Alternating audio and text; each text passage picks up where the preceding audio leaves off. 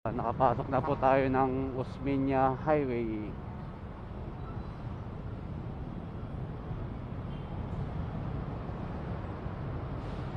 Pupunta po kayo ng Pasay, sa bandang kaliwa po kayo. Ayun po, sa bandang kaliwa, first lane or second lane, pwede rin. Magpupunta po kayo ng Pasay, sa first lane po kayo. Ayun, dito po sa second lane, yan po yung padiretso po ng Maynila. Dito naman po, 3 and 4 yan, papasok po ng EDSA. Ayan po. Magpupunta po kayo ng Pasay, sa MOA, kaliwa po kayo. Pag sa second lane, diretso po ng Maynila yan. Dito po, papunta ng EDSA. Papasok ng EDSA.